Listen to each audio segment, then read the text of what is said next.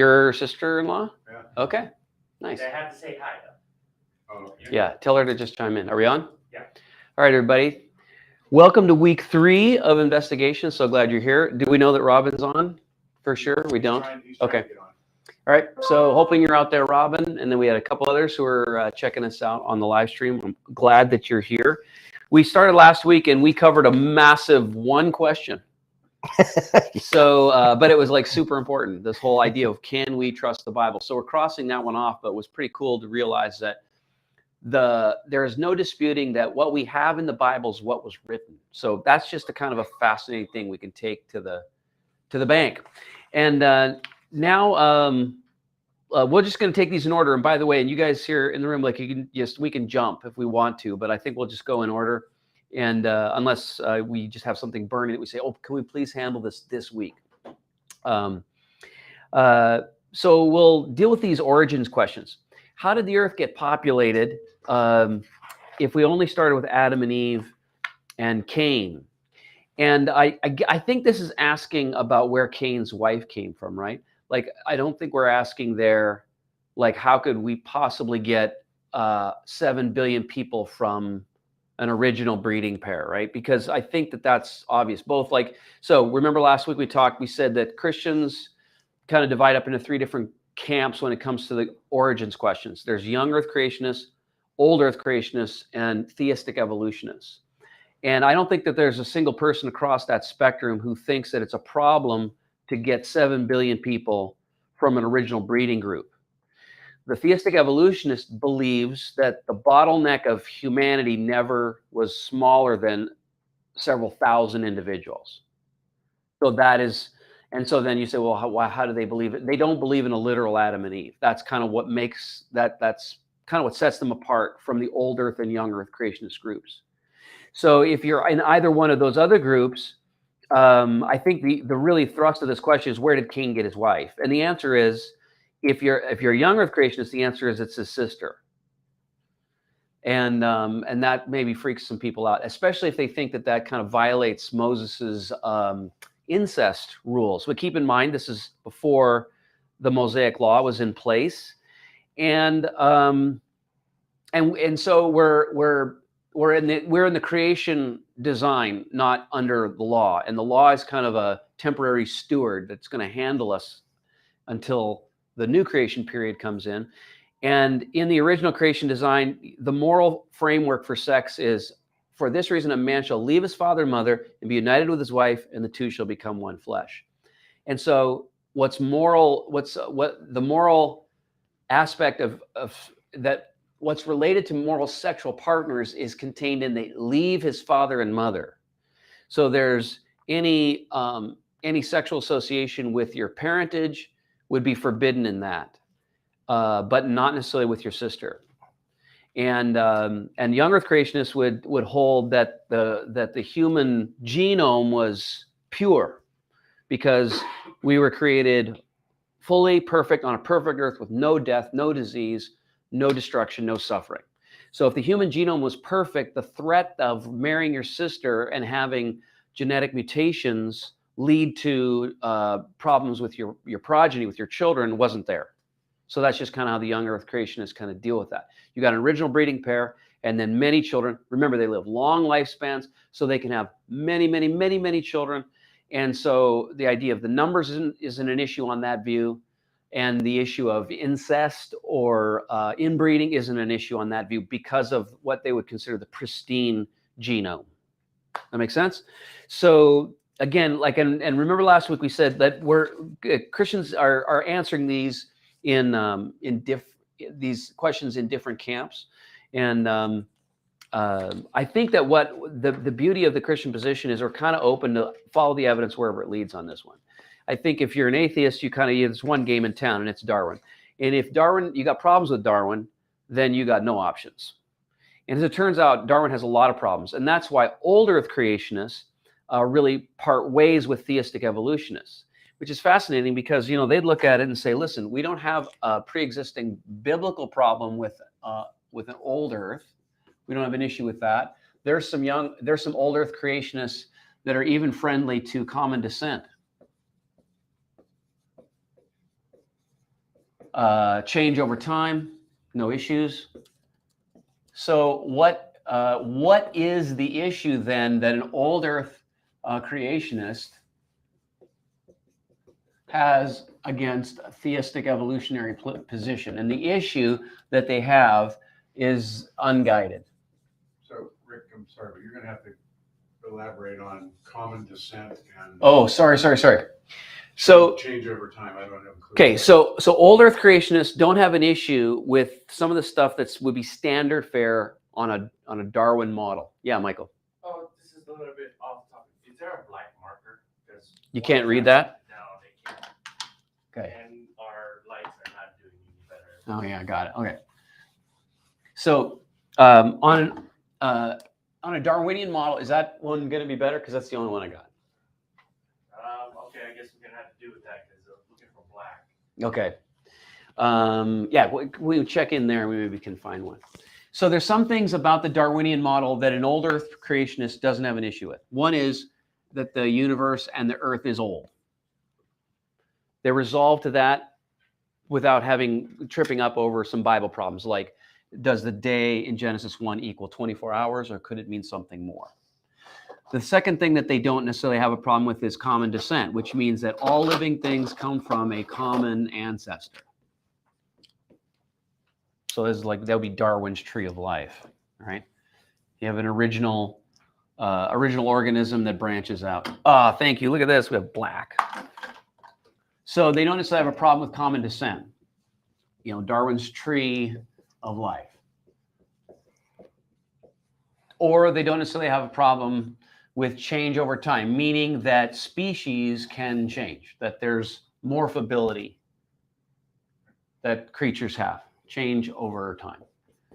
The issue that they would have is with the idea that the entire process must be, on an evolutionary point of view, a strictly Darwinian point of view, unguided. Make sense? This is the issue. It can't be guided. And in fact, it's by definition unguided. Darwin thought that he had found the way that living things both arise, he thought that he found the way things living things arise and change. That species turn from one thing to another without any guidance, without any help. That's actually the key to the theory. It's not like, oh, he discovered that God made things slowly and one thing changes into another over time, and this was the method, is just a slow sort of morphing of one thing into another. If you said that was God's way of creating, it's almost like you would be painting Genesis chapter 1, just stretching it out like a rubber band. It wouldn't really be, no God believer would necessarily have any issue with that. Like if you've ever seen the young Earth creationist videos where they show God, and then God said, and they actually some pretty cool animations with some of the new, like Is Genesis History is a new movie, and it shows the Earth changing, and it's like changing, and then there were trees, and then there was the fish in the sea, and then there was all these things. Well, it's basically like time-lapse photography, and imagine you just said, instead of having that be spun fast in a 1 minute montage, stretch it out over millions of years. And you just said that God was doing the same thing. It's almost, in some sense, no more miraculous, because you're imagining stupendous change. You're imagining incredible things that are happening, but you're imagining that they are guided. And it has to be guided. And then their main issue then with Darwin is going to be on the level of the science, not on the level of Genesis. The issue that an old Earth creationist has with theistic evolution is not with the age issue, not even with necessarily that some species come from other species or that species can change. The issue is that all of this could happen in an unguided way. And so their issue is with the science. Does Darwin explain everything with one big old engine, which is mutation and natural selection? That's the question. So these people disagree that this has that kind of creative power. And if it doesn't, then design is back on the table. What this does is it takes design off the table. It says that you can come from a molecule over 4 billion years by accident. And it claims to have found the way. In other words, you being here is no more miraculous or interesting than water flowing down a hill. When you look at water flowing down a hill, what are you watching? You're watching matter obeying natural laws. And it's just following natural laws. It can't do anything other than that. Well, that's what Darwin claimed life was doing. It was just following natural laws. There was no way you could avoid it. Anywhere where the conditions were right, life would just happen, and it wouldn't just happen. It would evolve and get better and better and better and better. Well, it turns out that's a 150-year-old idea, and there's a lot of issues with it. And if this selection mechanism, this mutation selection mechanism, has problems, then it's like, well, we're back to design. Design is now on the table. And this is specifically no design. And you say, well, I thought they're theistic. Well, they are theistic, but so this is why I'm not in this camp, because we're trying to rescue design in a world that specifically has no design. You ask the theistic evolutionists, if we could rewind the tape back to when there was, let's say early hominids, or before that, but when there was just like rat-like creatures that were the first mammals, and some little accident or change in the environment happened, they would say we wouldn't have people today because it was that accidental, it was that unguided. Are you with me? So that's what a theistic evolutionist is saying. It wouldn't be enough time for that. Well, that's some of the other problems. So you got all sorts of problems. The power of the creative mechanism, the creative power of the mechanism, the amount of time that you had for this mechanism to work is really in question. And there's a lot of interesting intelligent design scientists in this camp that are doing specific work on this. And now, just I'm a nerd on this, so I shouldn't go too deep into this or else we'll get lost. But in 2016, the Royal Society gathered in London a bunch of heavy hitter evolutionists and biologists, and they sort of it was the moment to admit that the emperor was naked. Was Richard Dawkins in there? He was not. But there was a lot of key, and this was not a conference on intelligent design. These were standard card-carrying Darwinists. And what was on the table was this. It appears that we have a theory of small changes of adaptation, but no theory of the generative, meaning we have no theory that explains how things come about, how we get new things, how do we get novel things. How do we get new organs? How do we get new species? How do we get new things? We have a theory that's really actually good, and this is why Christians shouldn't say we're anti-Darwinists, because Darwin gives us a really good explanation of why finch beaks are bigger this year than they were last year, and why you can have dog breeds that come out of a single wolf genome. How do you get that? That's evolution.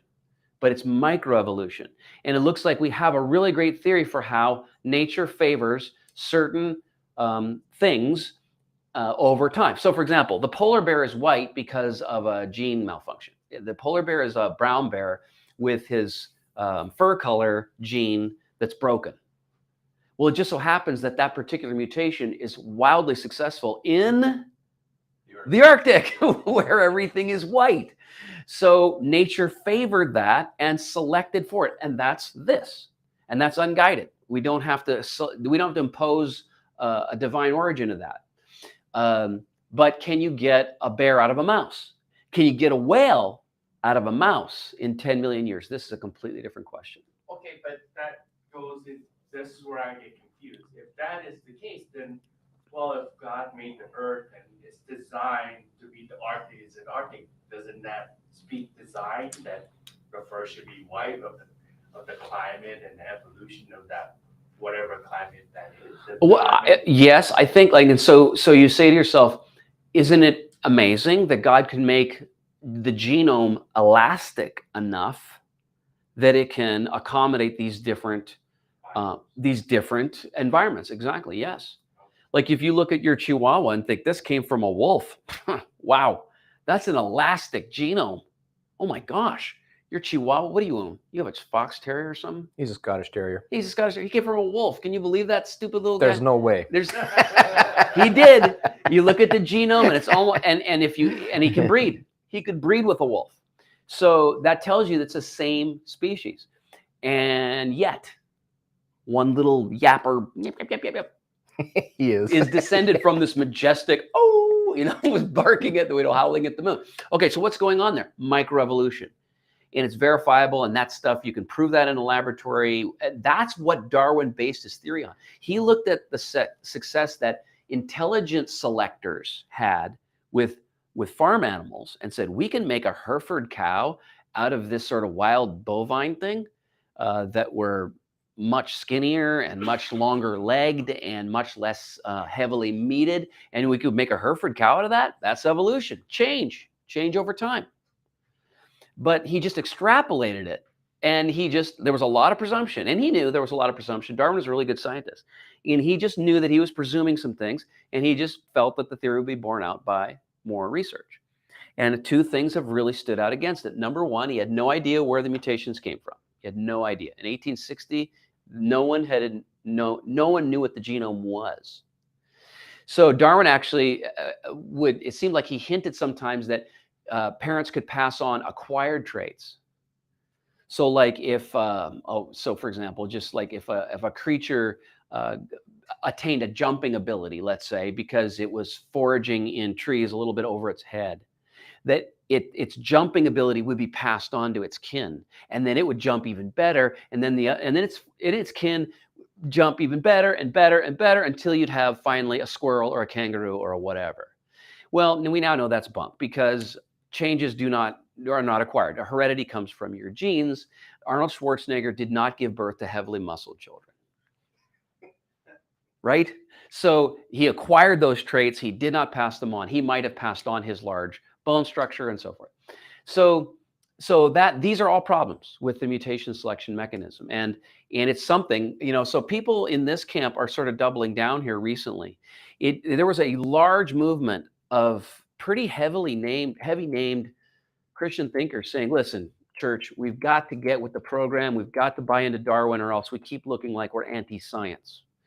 But the problem with that is this is the wrong time of day for that, it seems, because this is just the time of day when Darwinists themselves are saying this theory does not explain things. It explains lots of things. It doesn't explain everything. And especially it doesn't explain the three things that they noted at the Royal Society. Get this. It doesn't explain how complicated organs or structures form. It doesn't explain how they transition from one species to the next. And it doesn't explain large jumps that you see in the fossil record. So, some people looking from the outside might say, then what does it explain? Because it seems like that's all that it said it explained. Well, it does explain things like finch beak variation. It explains microevolution beautifully. But macroevolution is another thing. Macro means just big, right? Big evolution as opposed to little. So the question is, how did the Earth get populated? Well, on a young Earth view, it's Cain with his sister. I think almost all old Earth creationists also believe in original breeding pair. And that is theological. That's not science. So on a pre-commitment that we must have an Adam and Eve, because we have to have everybody part of the same human family. This is massive on a couple levels. Number one, on a theological level, Jesus came to redeem Adam's race. But what if there's 5 races? If there's 5 races of humans, which one does Jesus come to redeem? And it seems very clear in the Bible that we've inherited a sin nature from Adam, and that we are all part of Adam's family. So the second big issue is one of racism. If we are descended in a purely Darwinian way, and we come from some sort of weird, not weird, but separate breeding group in Africa about 100,000 years ago, and there's multiple different parts to that family, then who's to say that Darwin wasn't right when he thought that humans had descended from multiple different lineages, and therefore we were essentially different races, or not races, different species. We could interbreed, but we were different species, kind of like tigers and lions. are they can interbreed, but they're different species. And he thought that some were much, much higher evolved than others. And on this view, there's no way to deny that. So old Earth creationists hang on to the idea of an original breeding pair because it keeps us out of the ditch of Darwinian racism, which is just below the surface. I mean, it's explicit in Darwin and several of his buddies. All the Yeah. hominids, all the you know, hominids. The pre-hominids, yeah. Pre-hominids. Homo erectus, Neanderthal. Right. Those are. So on this view, those are likely missing links, and they're just accepted as such. On this view, there's a note, and I think they're right about this, that there's a massive difference between all Homo. Keep your jokes to yourself. All the Homo species, Homo erectus, Homo habilis, Homo whatever, the Homo species are all wildly separate from all extinct apes. So Homo habilis, Homo erectus, Homo sapiens, and Neanderthal, which we think is just another. You know, I did a genome check. I have more Neanderthal DNA than like 80% of the human race.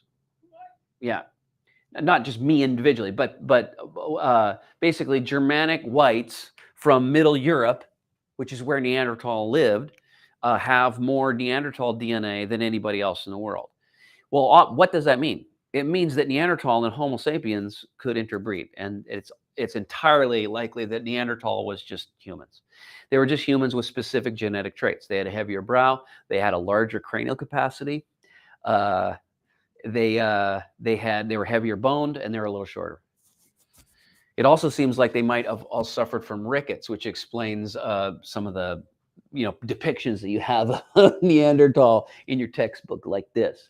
But they could fully interbreed with Homo sapiens. So on this view, all these Homo species are descendants of the original breeding pair, whenever they lived. So if you're William Lane Craig, you're prepared to say that Adam and Eve lived 100,000 years ago. Another guy who his name is now escaping me. He's brilliant, serious Christian. What's his name? Anyhow, you won't care. Believes that you had these pre-hominid forms were leading up to Homo sapiens, and that you have an original breeding pair of Adam and Eve that were selected out of that population, and the rest died off. And they were of different, some of them were extinct apes and whatever they were, but Adam and Eve were yanked out of that population 10,000 years ago. And then from that on, he's basically a young Earth creationist at that point, believing that the genealogies are complete in the Bible and so forth. All right, so we've really gone into the weeds on that one. Any follow-up on what I've just said? You said the genealogy is complete. The genealogies from like Genesis 10 would be complete. So are you suggesting they're not complete? Well, some do. Yeah. So William Lane Craig would suggest that they're not complete, that they're that they're there, just simply to suggest that that God's protective hand was over this redemptive family line on down through Noah and down to Adam. And then by the time you get to Adam, now you've got a Bronze Age nomad, and we've got full history there, and the rest of that's got a lot of gaps. That's what, yes. Well, and gaps in between that we're not, and which gives us a permission for an indefinite period of time from the original breeding pair of Adam and Noah. And you're thinking there's problems with that. Yeah, there are. So it looks like the genealogies are complete, but there are examples of incomplete genealogies, and that's what William Lane Craig relies on. He would go to other genealogies in the Bible and realize that they're not complete, and they're meant to convey a theological point and not a definitive family, history. So we are asking, what's the case? Well, I think I'm dancing around it. So I think that I used to be in a young Earth creationist camp, and I really am thankful for this, because in the young Earth creationist camp, what you basically had was this idea that the God spoke in two books. There was the book of 2 books. There was the book of the Word, and there was the book of the world. And the 2 books were written by the same author, and if they disagreed, we were reading one of them wrongly. And I have never deviated from that. And I think that was, and by the way, there's a long history of that way of thinking about creation in the Bible, and Well, that's important, right? and utterly important. Yeah. And so that set me up to believe that there should be no contradiction between God's 2 books. And so, and then I said to myself, is it possible to read one book wrongly? And the answer to that was absolutely. Is it possible for Christians to read the book of the Word wrongly when it comes to scientific things? And the answer to that is yes. We qualify that with scientific things. We find ways to read it wrong all the time. Right, exactly. Like, for example, now we look back and the heliocentric issue, is the sun the center of the solar system or is the earth? Well, you had geocentrists who believed that the Bible was utterly an earth-centered book, or like believed in geocentrism or taught geocentrism. Well, does anybody in this room think that the Bible teaches geocentrism, like as an absolute core doctrine? No one does. Does anyone have an issue with it? No. Well, they had proof texts all over the place, and I'll quote a couple of them for you. The Lord has laid the earth on its foundations; it cannot be moved. See, geocentrism. Well, we look at that now and we go, what? No, it's poetic language. There's all sorts of license there. What is it trying to convey? Just that God has established what he's established in creation and that his works are in some sense permanent. Like there's not any sense that the earth has to be the center of the solar system, right? Okay. Similarly, will we get to one day when we look at the days of creation and say, well, see, day 1, an evening and morning, and that means a 24-hour solar day. And that means that the earth can't be more than 10,000 years old. Well, we might get to a point where we say, no, that's not what that has to mean. That doesn't have to mean that at all. The day of the Lord is a 2,000-year-old day and counting. And so if you go back to the early fathers, you realize that they did not uniformly interpret the days of Genesis as 24-hour solar days. And if they did not, then that doesn't mean that us also not interpreting them as 24-hour solar days is like we're capitulating to modern science, or we're like bending under the will of the atheists, okay? And we have to make some sort of accommodation. No, there's lots of Christians. Augustine, Origen are 2 significant church thinkers in the early first 200 years of the church that did not believe that the Genesis days had to be 24-hour solar days. And if that's the case, then we're under no sort of like, what would the word be? Under the dictates of a long history of interpretation that says we have to look at it this way. We don't have to. And if we don't, then like I said earlier, Christians are in a great position. We can just follow the evidence where it leads.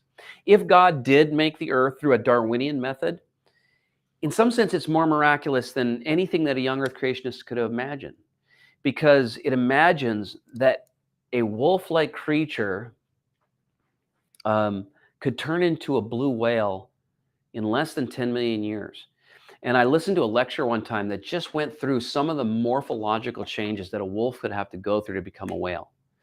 And it was 15,000 is the number, and he went through the first 50.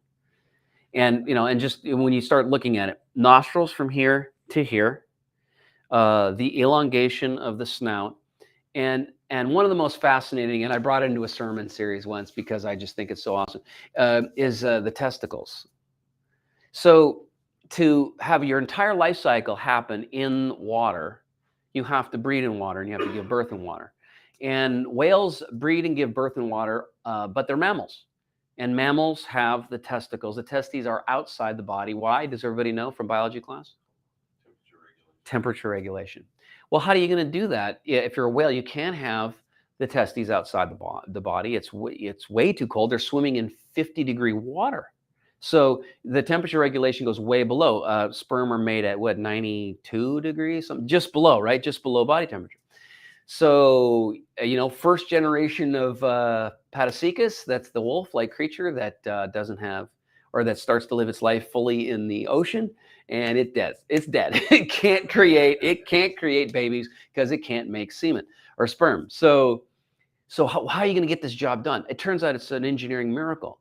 The testes are up inside the whale. That means they're at 98.6 degrees like the rest of the mammal community. Well, then they shouldn't be able to make sperm. How do they get that done? Well, the testes are enveloped in veins that go up to the dorsal fin and come back down again for temperature regulation. Heat exchanger. It's a heat exchanger. That's exactly what it is. It's not that it's like a heat exchanger. It is a heat exchanger, and that's what's so wild about so many designs. It's like, well, you say that's like a bushing and a gear. No, it is a bushing and a gear. When you look at the flagellum, the designs in nature are just utterly incredible. So to make these things, remember, it has to do this blindly, without guidance.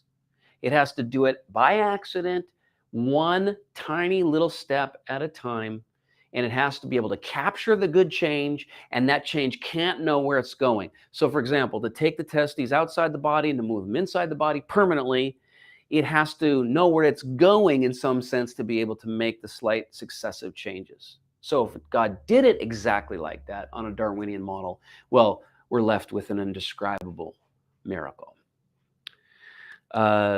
Now, if it happened in jumps, and by the way, that's what it looks like. That's one of the reasons why old Earth creationists, remember that they really have the issue with the science, right?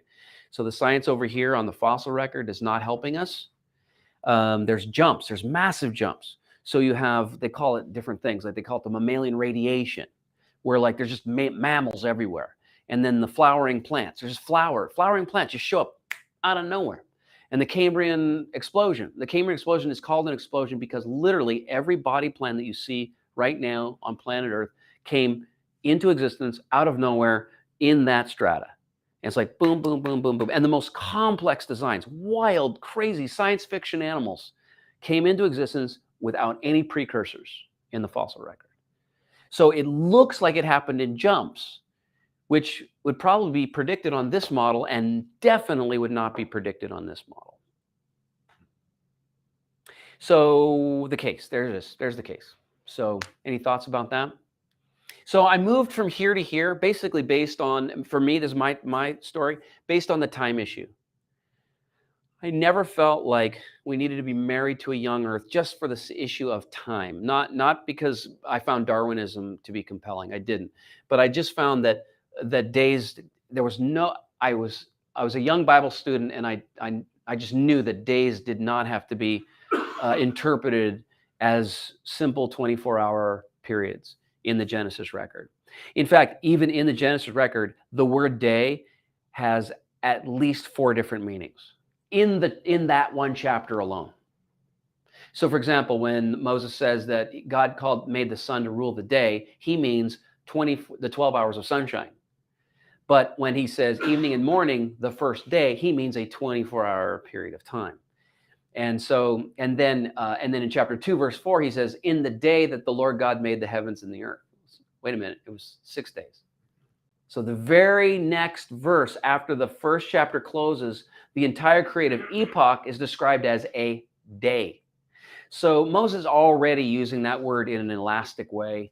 We are not married to have to see it as 24-hour days. And then if we're open to the time issue, then we can kind of be open to how God does all sorts of things when it comes to So it'd be something like creation. Like Day of the Pilgrims. Exactly. The Day of the Pilgrims, exactly. The Day of the Revolution. Yeah. And even in the Bible, the most famous day is the Day of the Lord. And so the Day of the Lord shows up all over the prophecy, and we know that that day is not a 24-hour period of time. Okay? Should we keep moving? So how do dinosaurs fit in the Bible narrative? Again, it depends. Are you here? Are you here? Or are you here? If you're here or here, I think both of these people are settled to the idea that the dinosaurs lived millions of years ago. Young Earth creationists believe that dinosaurs have to have been made with man on day 6. So they need to find evidence of them, and they think they've got it. And there's just a compelling little piece to Job 40, which describes Job 40 or 38 through 40 describes Leviathan and Behemoth. And I am fascinated by that, honestly. I feel like Leviathan and Behemoth, there's a footnote in most Bibles that say possibly the hippo, and Leviathan they describe as the crocodile. And I'm not buying that. So I'm not a young earth creationist, but I'm not buying that Leviathan and Behemoth are merely a crocodile and a hippo. Just by the way it's described, the Leviathan is described as just this massive thundering thing. And the Behemoth has legs like a trunk and a tail like a cedar. You know, that's the last thing you think of when you think of a hippo tail. You have T-Rex tissue. We do have T-Rex tissue. And that hasn't changed everybody's mind, obviously. But if you're a young earth creationist, it's like, oh my goodness, did you know that was by accident? Yeah. So someone sliced into a T-Rex bone by accident, because you don't apparently chop those things up. They're too precious. They need to live in a museum someplace. And someone's doing tests on it, not knowing what it was. And when they hacked it open, they realized they had soft tissue still inside the bone.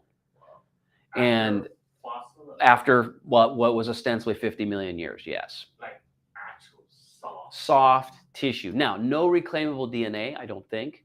But yeah, we're that close to Jurassic Park there, right? Yeah. Finally. So, right? Yahoo! Isn't Job also, chronologically speaking, the oldest book in the Bible? It is. It is. And so I guess so you say, well, Rick, if you're an old earth creationist, what is your view of Behemoth and Leviathan if it's not a crocodile and a hippo? I wonder if it isn't that ancient peoples, Job included, knew that dinosaurs existed. And they knew the dinosaurs existed the same way you and I do. How do we know the dinosaurs existed? Because of the evidence. Yeah, what evidence specifically? Bones. Imagine you found a femur of a brontosaurus. Well, we didn't invent these things. We just discovered them. And we weren't the first culture to dig, right? They dug. We know that Job's culture dug. There's a whole thing in Job chapter 30. I think it's Eliphaz who says, or no, it's Job who talks about, do not men go into the mountains and come back with copper and blah, blah, blah. So we already know Job's generation was mining. If you mine, you come across fossils. You come across skeletons. We do it all the time. You'd be digging in your backyard and you go, here's a fossil just embedded in. So, and we know some of the big fossils, like in Alberta and Montana, they're just laying there. Like if there's an upheaval, like a great big earthquake, boom, there it is. And you could be looking at this massive bone. So they weren't stupid. They looked, that's a bone. That was attached to a living thing one day. And they then, could have a word for that creature. And it could very well be that as God talks to Job, he says, what about Leviathan? What about Behemoth? And God's very proud of them, by the way. Like he's super proud of what he's made. He's like, you couldn't put a hook in his mouth. You couldn't teach him to sit like your dog, It seems to me like this is something more than a hippo. But if Job didn't live with the dinosaurs, then why would God make a reference to a creature that Job didn't know? He wouldn't. That doesn't make any sense. So he would have had to make a reference to something Job knew. So he either knew them because he had seen them, or he knew them because his culture understood that great and powerful, terrifying things lived in the world at one point. And there are dragon legends around the world, I think, for that very reason. Why are there dragon legends? Legends of gigantic lizards around the world. Well, that's an explanation. And, on a young Earth view, it's because we lived with them. That would be their explanation. What evidence is there for the flood? Well, I think there's powerful evidence for a local flood and a very, very large but local flood. If you go to the Smithsonian, they have a whole thing about how the Caspian Sea is saltwater, probably because there's a massive land bridge that got broken. And the timing is just right, by the way, for Noah. So between 7,000 and 8,000 years ago, and it would have utterly deluged the Levant and the Near East. So all of Babylonia would have been covered in water, every part of it. So that's local technically, but it would have been massive. And so it would have been able to fit the biblical description. The issue with that on a young Earth view is the Bible's language. So the Bible says, and all the earth, and so all the earth was covered and all that kind of stuff. And I think that, again, we don't have to be married to that if we realize that the Bible often uses hyperbolic language. So it sometimes uses the word all to describe much or many, and it does that a lot. So it says that, even in the New Testament, that different things happen over the whole world, or they turned the world upside down. And what they mean is a portion, a large but limited portion. So it could be local, it could be global, and I think the evidence for it to be local is strong. I think that to imagine a global flood, you're running into massive issues with the appearance. So it looks like, you know, that all the continents used to be one big old continent, and then Pangea eventually breaks away and starts moving, right? And everybody believes this. Young Earth creationists and old Earth, everybody believes that there used to be Pangea. But if you're a young Earth creationist, you believe that this had to happen because of a global flood, and it happened in a year. So basically all the mountains that were formed along the western seaboard of North and South America, and their roughly current position in the Pacific Ocean with the, you know, now Atlantic in between, was achieved in roughly 365 days. If you imagine that, that means that the Earth was moving at far more than 5 miles a day. And if we already know what happens. Like it's subducting, right? So one plate is going like this, the other plate is riding on top. And by the way, it does this constantly, and it's actually part of the design. The Earth recycles chemistry, it recycles minerals and materials, and it's actually part of the Earth's biosphere that it does this. It's what keeps us alive in some sense. It's actually a beautiful thing, but it is also a violent thing. And if it was happening at 5 miles a day, it would utterly, I mean, just imagine, like we know what tsunamis do when you have a 9.0 Richter scale earthquake, right? And the Earth moves what? 6 inches.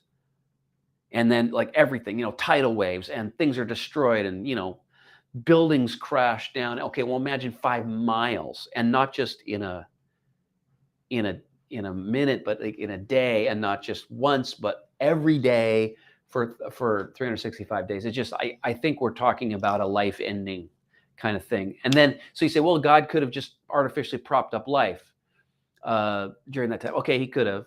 But I think that's like saying God makes things with the appearance of age. And I think that's the biggest problem for a young Earth view. So so it looks like, because it only moves at about an inch a year on today. So that's what it looks like. That looks like how fast the plates are moving.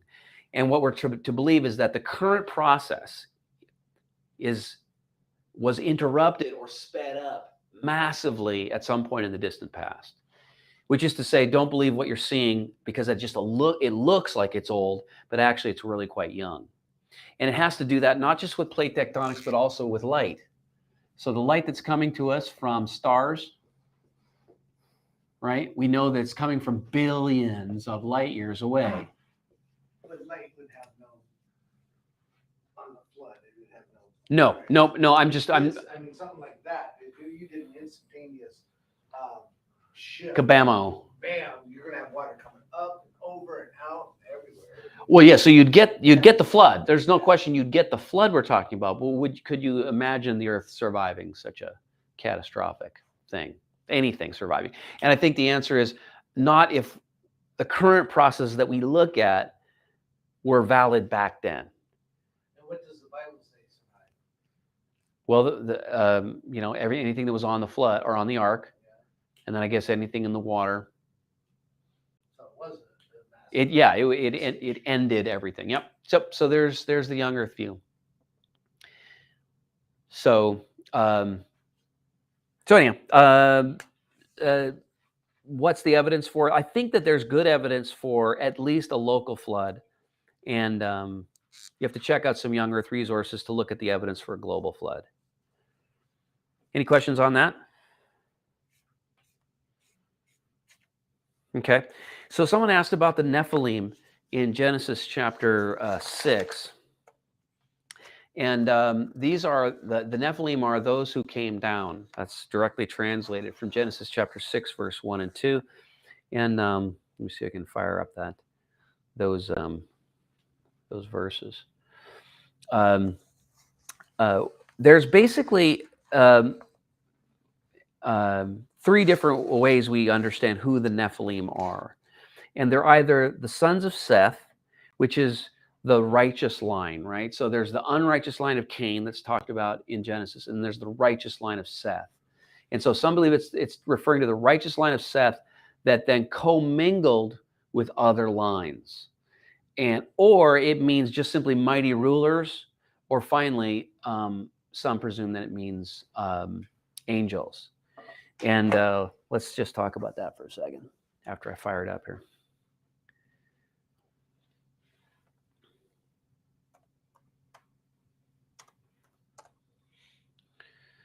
Okay, so this is directly tied to, let me grab this.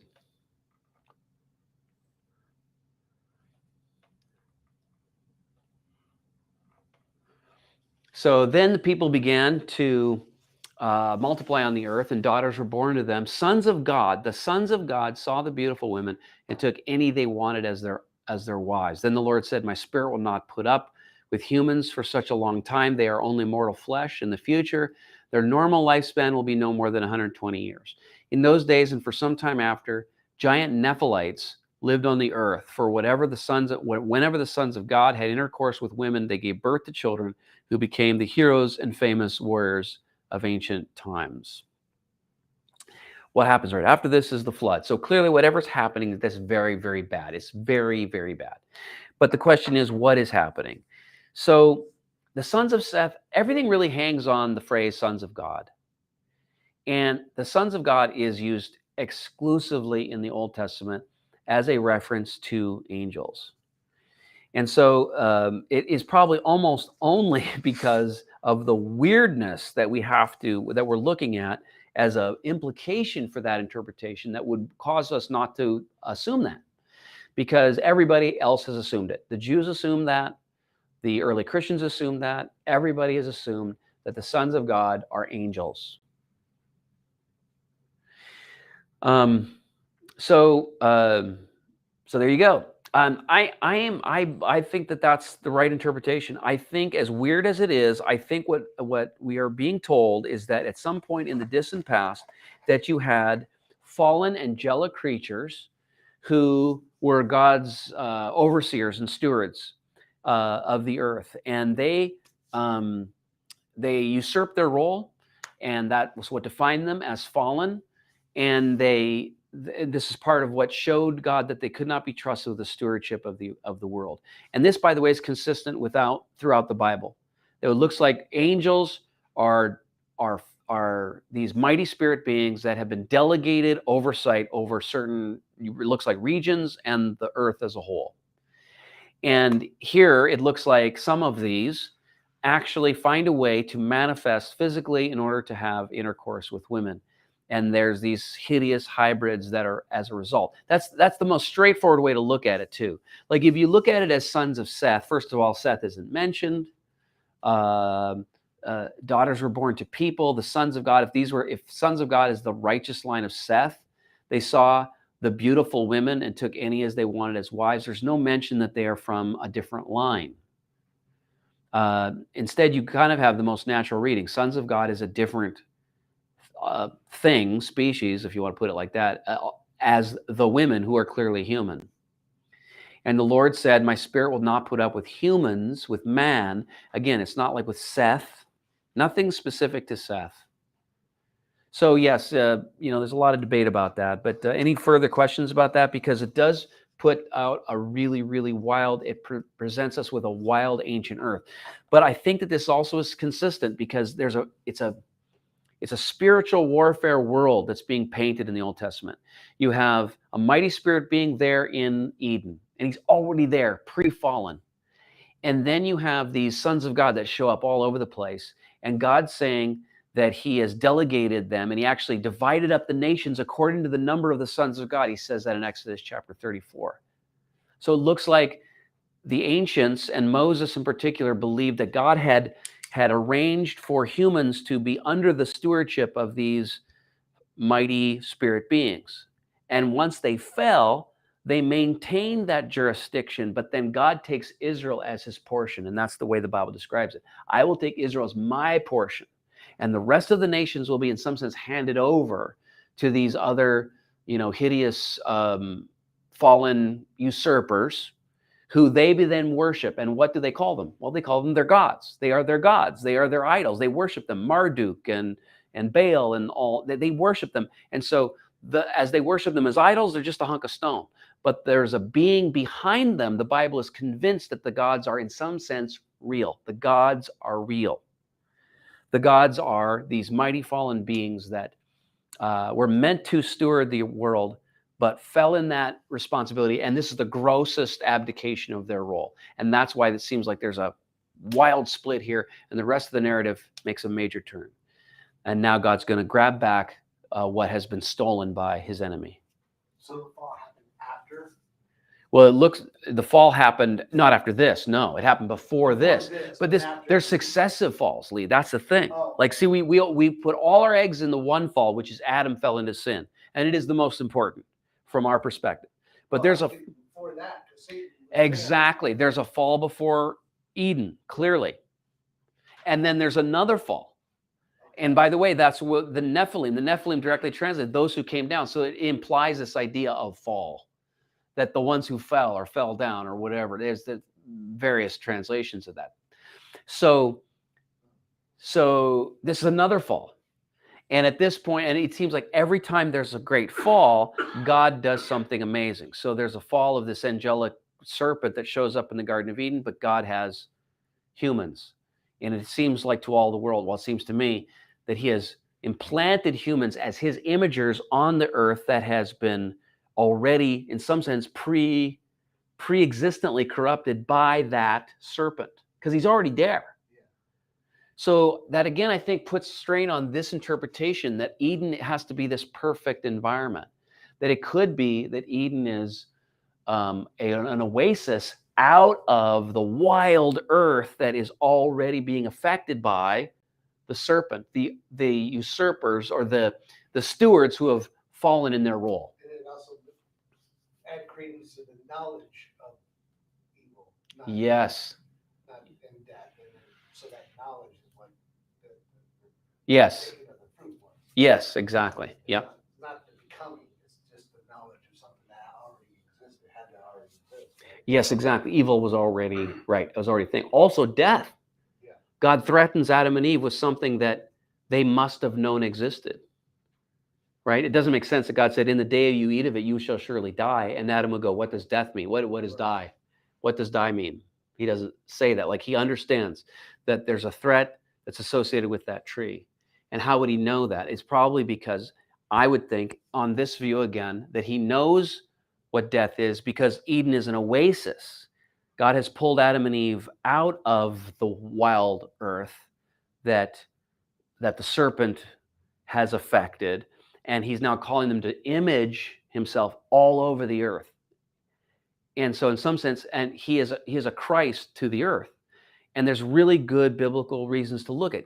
Adam is the Christ to the earth, but he fails. He's our Father, and he fails. And then what does the Bible call Jesus? The second Adam. And he will not fail. He will reclaim creation. And so salvation is very much not just about individual souls. It is about reclaiming creation. All right, wow, we just get deep into the weeds on this stuff. So Daniel 10 talks about the prince of the kingdom of Persia was standing in the way of the angel trying to get to Daniel. So that would refer to a spirit being in charge of A geographic zone. Exactly. Exactly. And Michael had to come and Right. fight him for this other angel to get to Daniel to give him the vision. Exactly. And so it's a beautiful and one of the most potent examples of the spiritual warfare worldview of the Old Testament. That is this raging thing in the unseen realm that's having massive effect in the seen realm. I'll give you another example. In the book of Kings, it said that the king of Israel was fighting against the king of Moab, and they're prevailing in the battle. But the king of Moab sacrificed his son to his god Molech, and then the Moabites prevailed. And what the author seems intent on letting you know is that there's a real God in Moab that has real power. Not more power than Yahweh. There's all sorts of reasons why the Israelites lose battles. Most of the time because they're unrighteous. They lost the ark at one point. Hey, we'll have the ark and it'll be our, key to victory. It's like, yeah, God says, no, it doesn't work that way. They So- lost the Bible. They lost the Bible.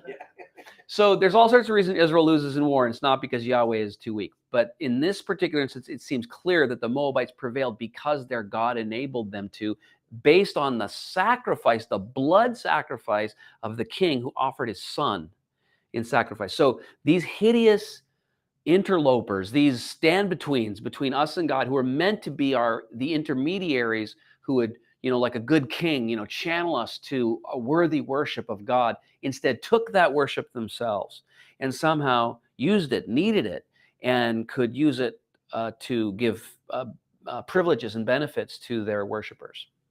And you see that all over the New Testament, all over. That sacrifice to these gods was key to success for a lot of them.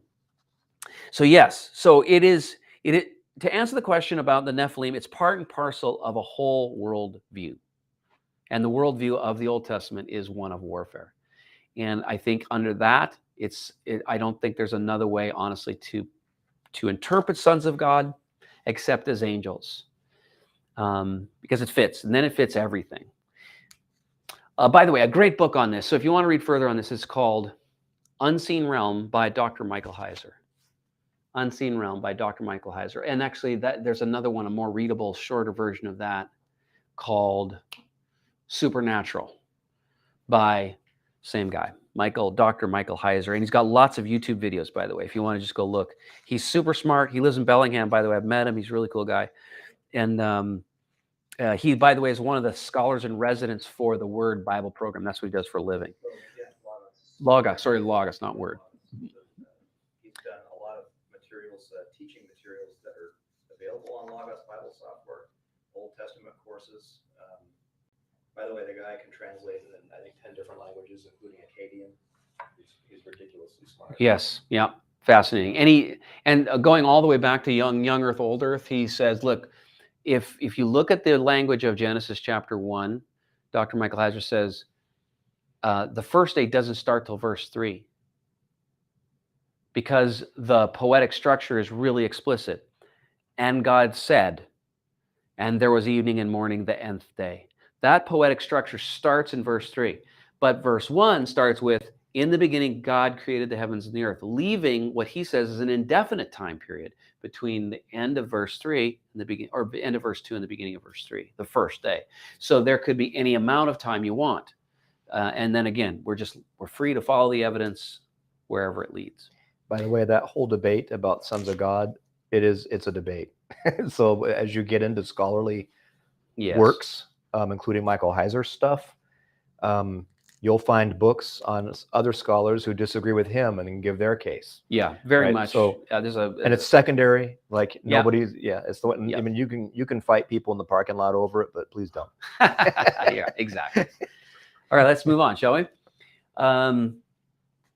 Did Christianity borrow its major tenets from pagan religions that predated Jesus? So this is actually making the rounds quite a bit these days, and it's the best scholarship that the 19th century had to offer. Basically, let me just describe this in context. When biblical criticism was reaching a zenith fever pitch in Germany in the end of the 1800s, skeptics were saying, you know what, we now know how the Bible's put together. And it was put together, cobbled together with a million different authors, and they were heavily influenced by their cultural context, and et cetera, et cetera.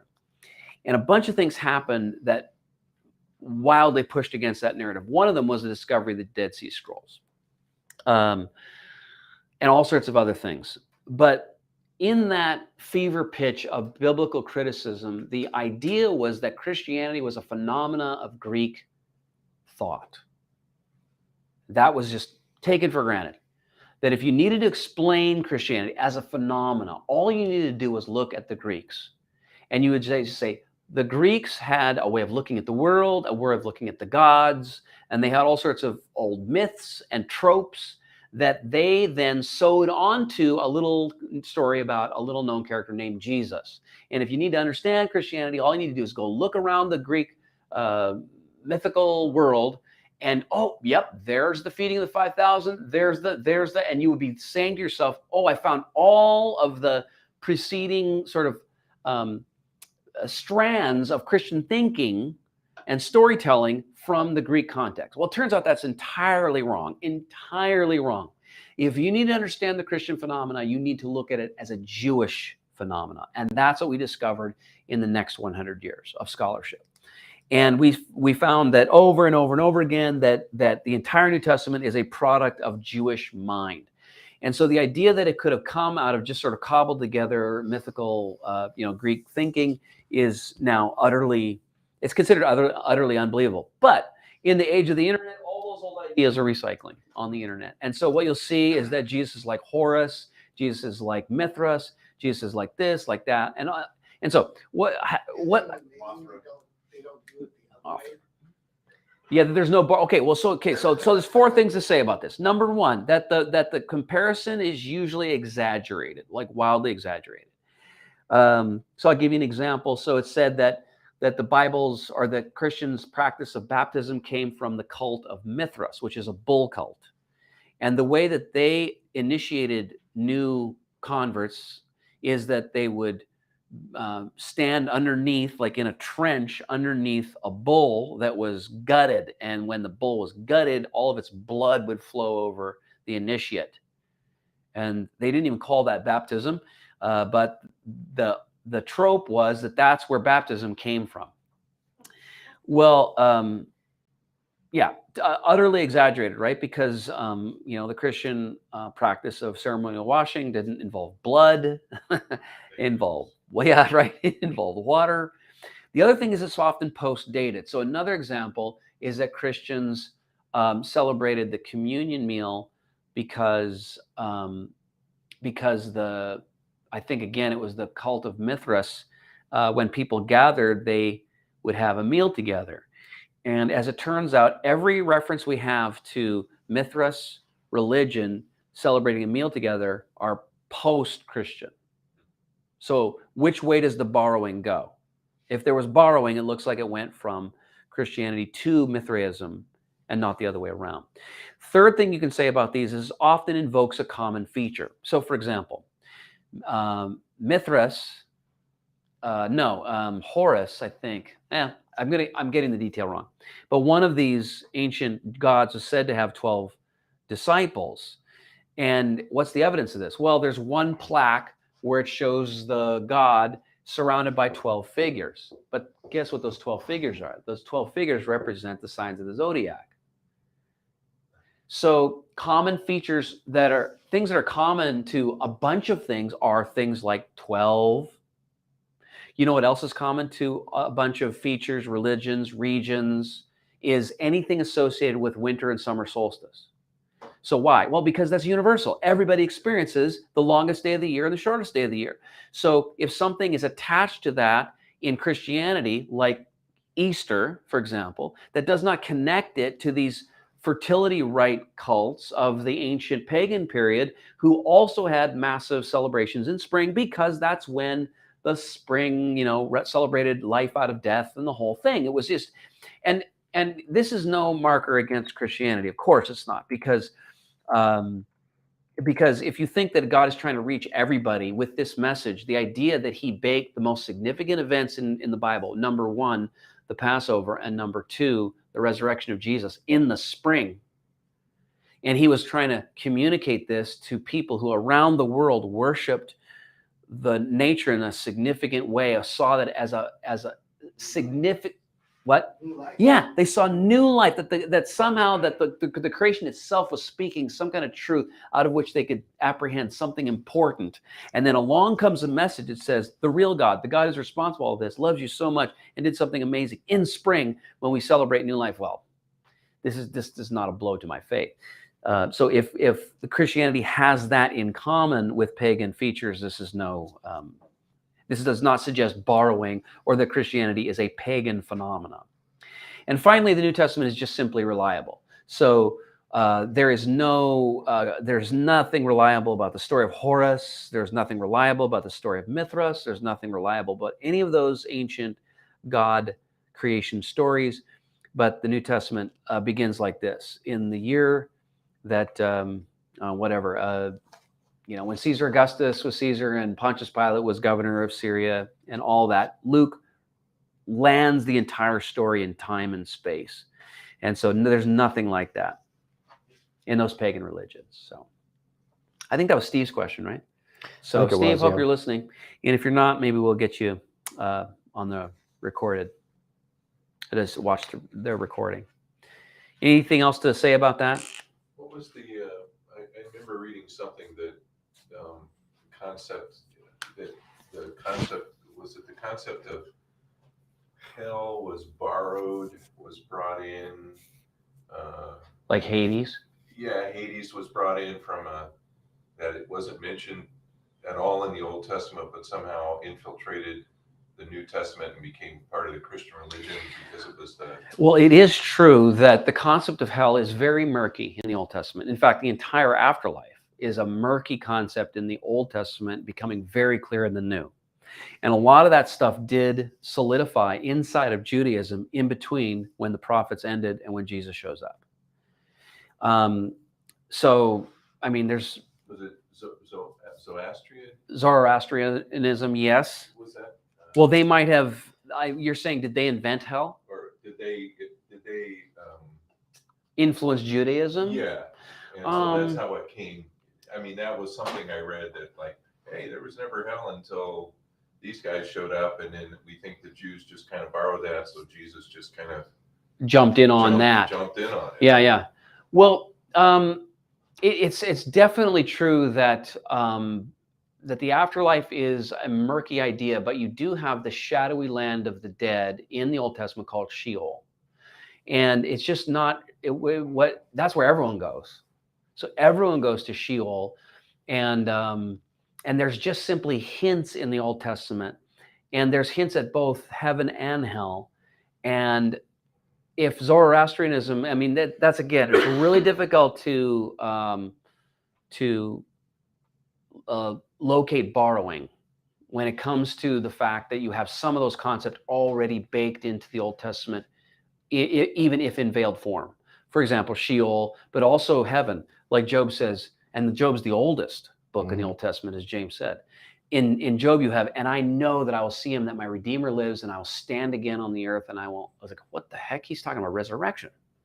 So, and that's the oldest book in the Old Testament. So resurrection is already there. Solomon already says eternity has been built in the hearts of men. So it's just as likely that the Jews are reflecting on their own sealed scripture, and it's 400 years of thinking about their scripture, and then solidifying around what God has revealed to us. And that process is not like inventing something, it's like finding something. In the same way that the young Christian community does not invent the Trinity, it finds the Trinity. Does this make sense? The Trinity is not an explicitly taught doctrine in the first century, and that does not bother me. Because everything that the Trinity was meant, or that every truth that the Trinity is meant to encapsulate, was already there in the Jesus movement and inside the writings of the apostles. You could say the same thing about heaven and hell. It was already there. Oh, there is an afterlife, and this afterlife is real, and it's coming, and there's going to be resurrection. And if there's going to be resurrection, then that means there's going to be the day of the Lord, and the Lord's going to judge the living and the dead, and it's going to be like, this life isn't all that there is. And the Jews start to solidify into that way of thinking, and I think you can say just as easily that it's coming right out of their study of their own scripture. And so, yes, Jesus shows up, and he just has that baked in. Like, Jesus doesn't show up and say, hey, I'm going to tell you something you've never heard of. There's a place called Gehenna, and it's not good, and you don't want to go there. Everybody believed in it. Everybody believed in hell. And everybody believed in, everybody believed in resurrection. They didn't believe in life after death. They believed in resurrection. All the Jews, it was orthodoxy for them to believe that God was going to raise the living and the dead at the time of the Messiah.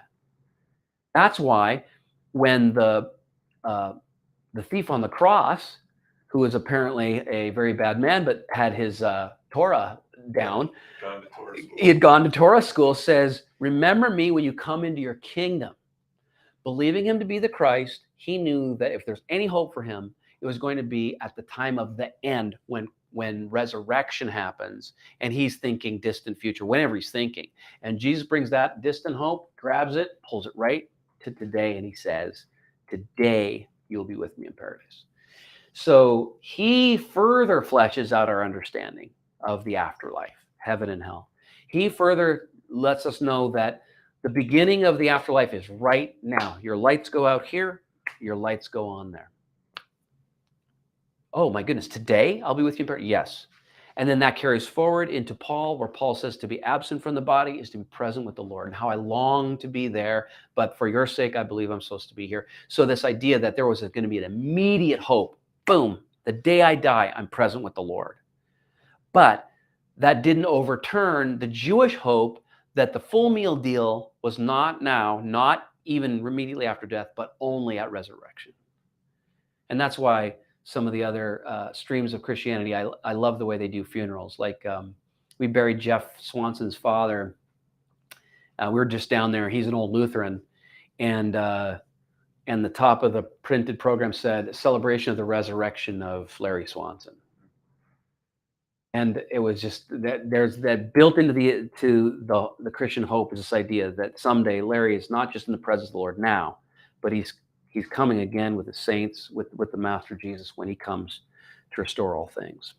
Yeah, interesting reference. I mean, am I getting this right? That when Jesus rose again, other people got out? Yes, that's recorded only in Matthew. In Matthew. Yes, and right. And again, you say, well, what's that doing there? Because it is a little weird. It's kooky.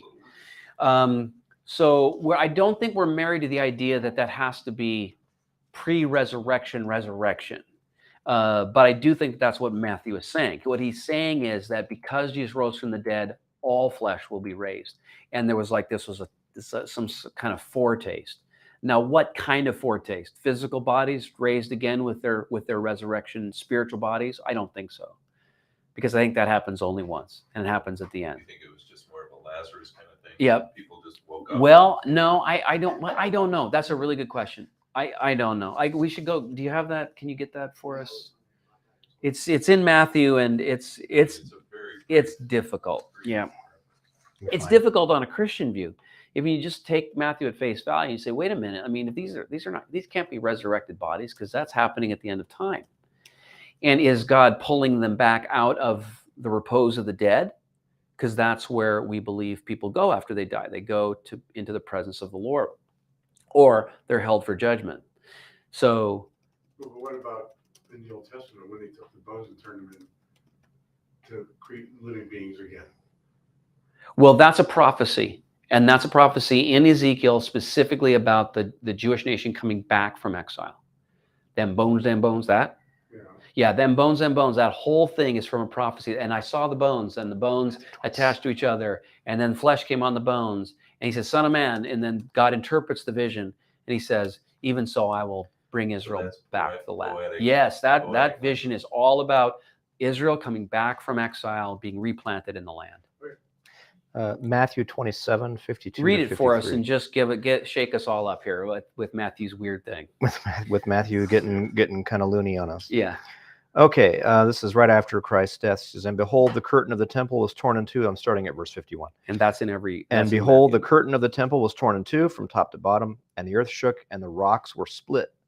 And now the weirdness. The tombs were also opened, and many bodies of the saints who had fallen asleep were raised.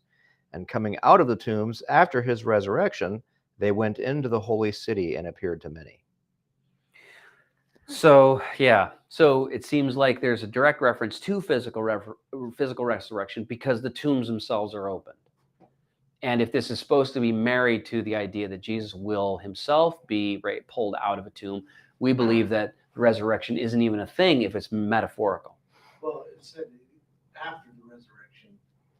In verse 53, and coming out of the tombs after his resurrection, they went into the holy city and appeared to many. After his resurrection. Mm-hmm. So it says the tombs were also opened, and many bodies of the saints who had fallen asleep were raised, and coming out of the tombs after his resurrection, they went into the holy city and appeared to many. I need to do more research on that one. That's an I don't know one for me. I think that there's an explanation for that doesn't mess with our understanding of end of time and the final resurrection, and at the same time can preserve the idea that Matthew's telling us something that really happened. You can noodle on that and just put it in your Yeah. Ask Rick. Yeah. There you go. All right. Are we ready to keep moving? How are we doing? All right. So next question. If God wants to reveal himself so eagerly, why doesn't he speak aloud so we all can hear him? I hope the person who asked this, make sure we check this out. I know they were online. But there's a famous saying by Blaise Pascal. And it goes like this. God has left enough of himself in the universe to make belief in him rational. And God has left enough of himself out of the universe to make belief in him not compulsory. Elaborate. So, what this means is that God is seeking a people of his very own who will be known by faith. And faith is a kind of trusting loyalty. But to have faith, you have to have evidence. The idea that you can have faith without evidence, blind faith, that's dumb. That's not a Christian idea. Faith is always built on evidence. So there's some evidence, and then you trust in the direction of evidence. It's like the kid who launches himself into his father's arms. He doesn't know that his father won't catch him. He could drip, could fall, dad could have a seizure, but he trusts the father based on prior experience. Okay, so that's faith. And what Blaise Pascal is saying is that God has demonstrated enough of himself and placed enough of his evidences inside the creation that if you were to believe in him, it's not blind, it's not dumb, it's not without reason. Are you with me? That's what that part means. The second part means, but he's left enough of himself out to make belief in him not compulsory. In other words, you don't have to. Now think about that. That's really important. Like if God wanted to, right, he just shows up, and this is what the atheist will say. It's like, if God wants me to believe in him, he'll just show up, he'll club me over the head, and I'll believe. Well, they may not, right? Like, for example, I'll give you a good example to illustrate what Lee is getting at. In the New Testament, it says that there was a voice from heaven at the baptism of Jesus. It's in John. I don't know if it's then, or maybe the Transfiguration. And the voice says, "This is my son whom I love, listen to him." And John makes the comment, and many believe, but some said it thundered. In other words, there was like evidence of a voice that actually was audible and understandable, and some understood exactly what it said, but then some said, yeah, it thundered, right? There was a way to get around it. And that's what Blaise Pascal is saying. God has made a way to get around almost every bit of it, all of the evidences. And why has he done that? So that you don't have to believe in him. Because he doesn't want you to have to believe in him. He wants you to want to believe in him. So you say, well, if he wants me to believe in him, he'll give me more evidence. Okay, there's an argument. But the point is he's given you some evidence. So that's the question. He's given you enough to believe and have it be not irrational. But he's left enough evidence out so that he does not force you. He does not make you a believer by compulsion. And that's beautifully consistent with the Christian message, that Jesus is calling people by faith. Hebrews chapter 11, verse 6 says, without faith it is impossible to please God. So the answer is, why doesn't he speak aloud so we can all hear him? The reason is because he doesn't want you to have to believe. He wants you to want to believe. And that's awesome. And he's given you 2 books. And he's beautiful. Yes, he's given you 2 books. So he's speaking in both of these books a message to try to knock on the door of your heart and wake you up and tell you that he's there looking for you. Now, why do such horrific things happen to innocent people when they have never wronged anyone or hurt a soul? And here I think that the questioner maybe just you haven't dived deep enough into what possible universe you're asking for. What are you asking for? You're asking for a universe where people are free to make decisions that are real, just like we said, to have faith or not have faith, to be able to be good or not be good, to love or to not love, or whatever. But then in that universe that you just imagine is just the way a universe should run, right? You should be free to do whatever you want, right? You should be free. But in that universe, how can you make such a universe and it not be possible that an innocent person can be hurt? Is it possible? That's the question. You have to ask if it's even possible. It's like, can you square a circle? Can you make a bachelor married? You can't if you apply it evenly, the rules evenly, right? If you allow free will, you got to allow it for everybody. So that means even those people who choose to do evil with that free will, and it can affect people who choose not to do evil. Yes. And they're good. Yes. You can't say, okay, you don't get it. Right. Lee just said it's got to be applied evenly. And I will say this as well. I agree with you totally. And I'll add this. It has to be given permanently. Do you know what I mean? Like it can't just be given, hey, I'm going to give you freedom. And then you pick up an axe to kill me. So, oh, now we're done. Right. Like gravity. Like gravity. It's like gravity will work when it holds you to the ground. But when you want to throw a rock on Mark's head, it stops working. No, it has to be permanent. There has to be a permanent rules-based playing field for decisions to really matter. Michael. I don't know if this falls into line of what's going on, but Dina asked, he was saying, how do we know that God is listening to us when we pray? I guess praying. Right. Okay, so that gets to just specifically prayer. Yeah, and I don't know if this falls in line to what we're Well, talking about. it's part of it. And I think that there's a lot of times where we just don't know, right? And that's the mystery of unanswered prayer. And so Jesus knows that's a problem. Like, how do we know God's listening? Well, Jesus assures us that God is listening and that he's eager to want to give us good things. And he says that over and over again. I want to give you good things. Now, you take that on faith, but do you take it on blind faith? And I think the answer is no. But then you say, well, what's the evidence? The evidence is all the other things. And that's where we have to turn our attention to, well, how is God speaking to me? How has he spoken in the past? What good things has he given to me that give me some indication that he is good, that his heart towards me is good? And so for a Christian, you have the sort of set in stone evidence of Jesus. Like he stands there forever as the evidence of God's heart towards you. And then from that, you can launch out. And even when God doesn't make sense and he doesn't answer our prayers right the way we want to and when we want to. There's also a theological consideration to the evil thing, the bad things happening to good people. Some people, like I'll get the argument from a skeptic that will say, well, why didn't he just make the world perfect to begin with? And I'm like, well, he did. Yeah. So that's where we come into Genesis 3. So he did make the world perfect. We're the ones who screwed it all up because he provided the choice. Now, and for those of you who are parents, if you are, going to deep fry chicken, I guess, on your stove and you're using peanut oil and the kids are screwing around, playing around in the kitchen, for those of you who are familiar with oil burns, would you let them?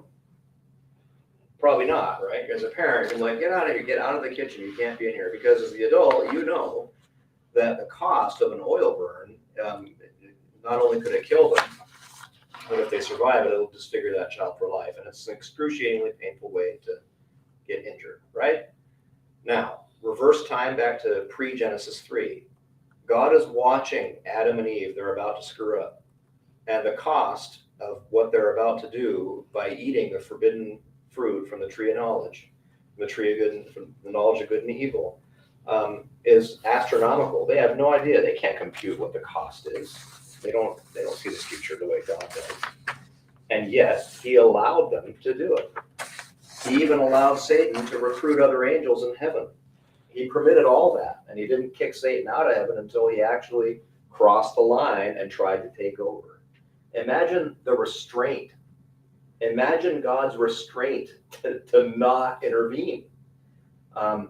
It illustrates how important free will is to God and how important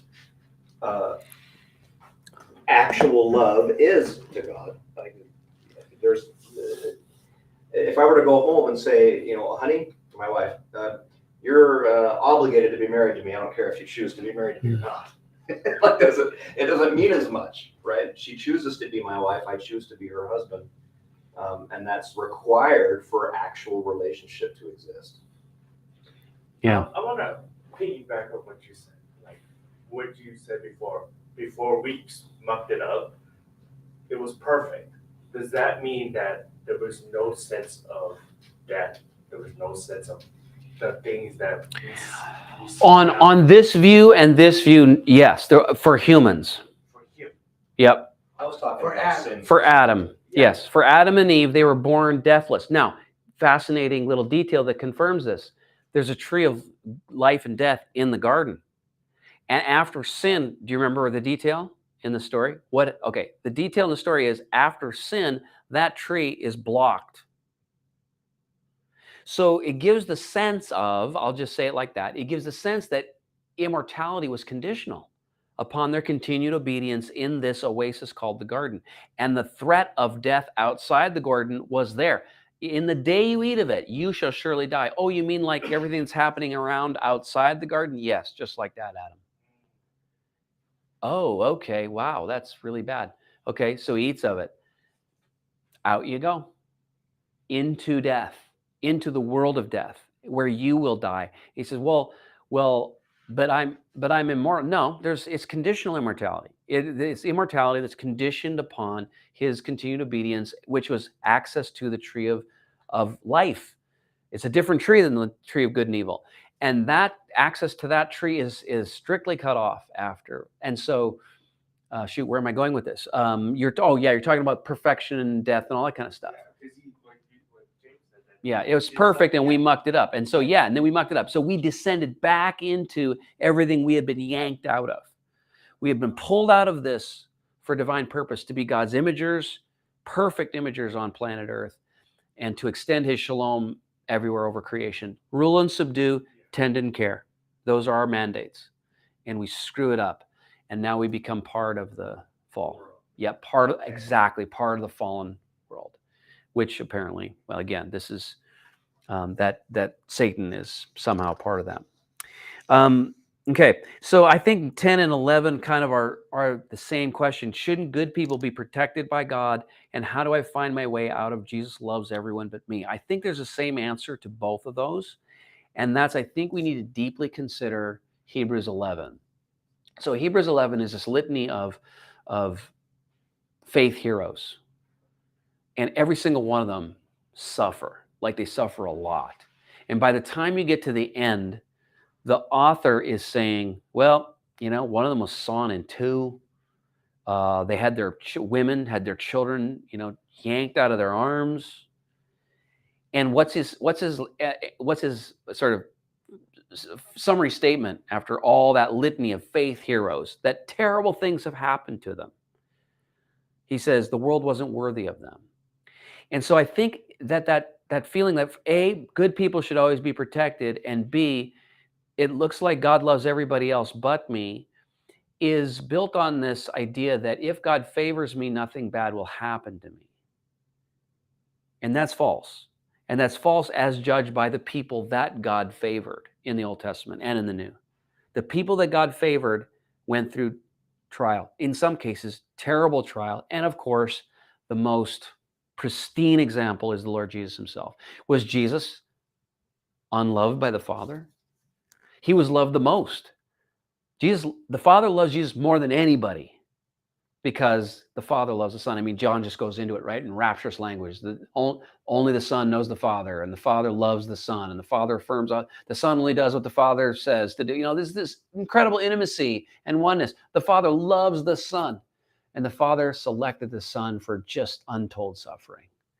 So the idea that God's love is only evident if things are going well for me, or that I'm always protected, is false on the face of just every biblical example we can muster. But you're also looking at it in this world, right? This isn't the world we should be living for to begin with. Yes.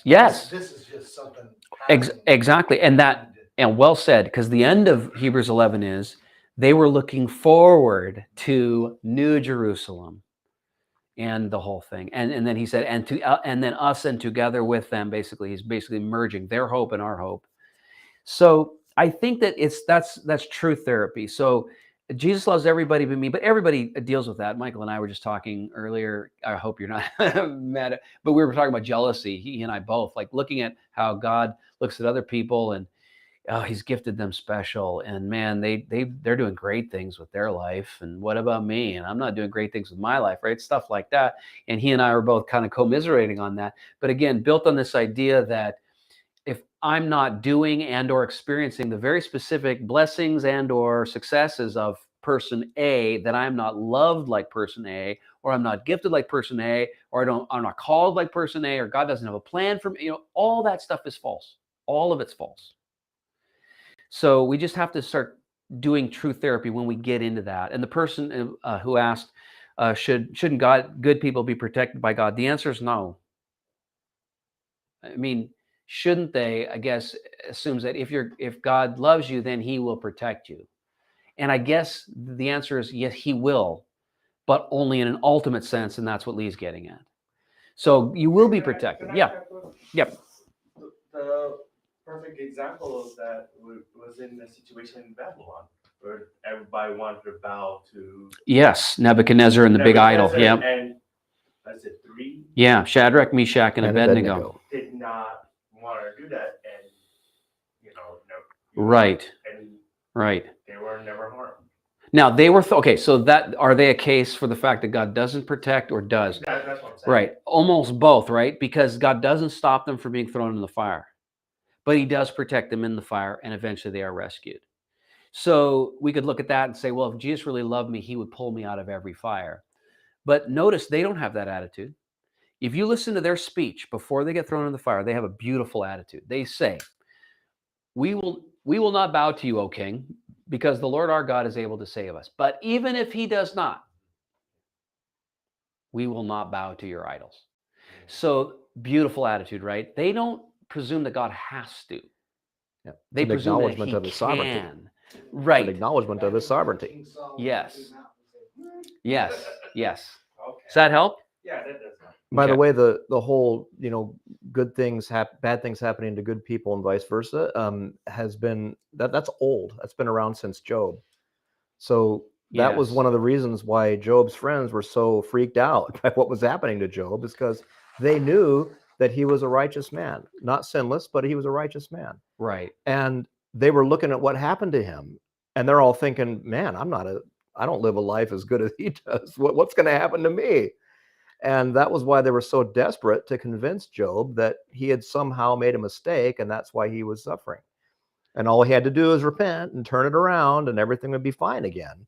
And the friends who kind of put that theology forward were rebuked at the end of that book. Right. That's because fascinating. because they're attributing to God characteristics that aren't His.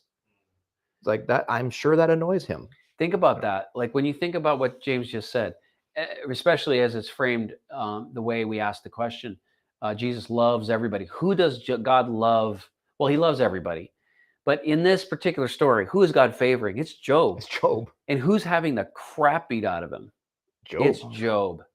Job is the one that's loved, favored, and he's favored for special purpose. So our associations have got to change with a biblical frame of mind. That doesn't make it easier to endure, I'm sure, his but suffering it does. wasn't purposeless. Yes, exactly. That's what He didn't understand. His friends didn't understand. And even in the moment after it was all over, God never gave him an explanation for why it all happened. Okay, but He gets that later, Right, after his death. Go ahead. We Yeah. see in the crime, we see these horrific acts of people done people, and I believe that I'm talking about the perpetrators, they had the choice to do whatever they did, and the result of that was a fallen, innocent person.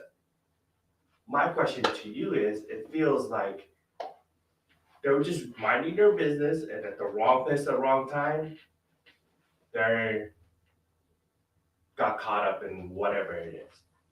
I'm not saying every time, but whatever the perpetrator did, there's collateral damage. I can't seem to fathom that sometimes. Like we live in a world of collateral damage. It's just, there's damage everywhere. It's broken. Okay, we live in. I get the broken world. But how would you give the perpetrator free will if you didn't allow him to do that? I give the I don't have an answer for this, but it's hard for me to see. Yeah. My experiences were, whether it's a nation or a person doing horrific acts and collateral damage. Yes. Yeah. It's hard to see it. It's hard. It is. But we're living it all the time. So, for example, everyone gets a sense of power. God loans power. He loans it to everybody. And the fact that he loans it and we screwed up does not mean he takes the loan back. And we're living that all the time. It's like when we elect a president that half the country hates, it's like he's a president for 4 more years. And he's just going to keep being in charge because he was delegated that authority for a set period of time. And the fact that he makes bad decisions that nobody likes doesn't change the fact that he's got that authority. And that's an illustration. We all have been delegated authority. And the fact that we screwed up God doesn't say, well, I'm taking that power loan back. You screwed it up. It's permanent. It's permanent, even if it means that we do horrible things. And that is all the way up to and including a Holocaust. And all the way back to, I stole bubble gum, when I was 5, right? And James said it well. I mean, what does it say about God? That he's indifferent? No. I think what it says is that this is how vested God is in love. Because love is the one thing that is absolutely requires freedom. Freedom is utterly necessary for love. So you say, why is he so married to freedom? Is God like the ultimate libertarian? Like, what's his problem? And he doesn't have a problem. His issue is love. And love is I just said it. Freedom is required for love. And that's why he's so married to freedom, is because he's more married to love. Because the Bible says God is love. If the two things could be divorced and you could have love without freedom, well, I guess, maybe then we wouldn't have a free universe. Then we could be robots. But as it turns out, God doesn't want robots. So, all right, I think that's all we have time for. But we got quite a bit done today. I'm glad for the ground that we covered, and we'll keep going again next week. We'll start talking about some of these general theology questions, like core doctrines. One of you asked about, like, what's the set stuff that's primary? James talked a little bit more about, and these creation issues, all secondary stuff, right? You can still be a really serious Christian, take the Bible seriously, take God really seriously, and differ on all sorts of issues. What are the things that are utterly central for serious Christians to all agree on? And we'll talk about that next week and a whole bunch of other stuff, all right? So how about we close with a word of prayer, and then we'll send everybody on to their evening. God, we've wrapped with some really heavy stuff because the world is full of suffering and death and pain. And we wonder where you are in the middle of this. So it's not, the wondering is not, you don't even fault us for it. But in the middle of that, we know you're trying to reach us, and that sometimes is the very place you can and do reach us. And so, God, as we come to the end of ourselves, may we find you there. And may we realize that you've called us for something beyond this. That if in this world of crazy pain and despair, that there's a hope that we still have for something beyond this, that must be evidence that world exists and it's calling our name, and we were made for it, not for this. And so, Lord, if this is just probation, help us to treat it like that and to have a loose grip on all these things for your sake, I pray. Amen. Oh, yeah, really deep. Whew. There's some little questions that Donna is saying exactly my feeling frustrated that God allows bad things, not our fault, and not our fault. Adam and Eve sinned. Hey, this is true. Look at Dwayne's. Dwayne's perspective is that God's perspective is eternal, not the here and now. Oh, yeah, that's good. Who's that? Was that Donna who said that? Yes. Donna. Dwayne that said that. Dwayne said the last part. Yeah. What was Donna who? Was the one about exactly the field. Donna who? Not Dina. Dina or Donna? Donna Phillips. Wow. Are we still recording? Yeah. Hi, Donna. I don't know if we met, so that just name sounds new to me. So I'll hope to see all y'all next week.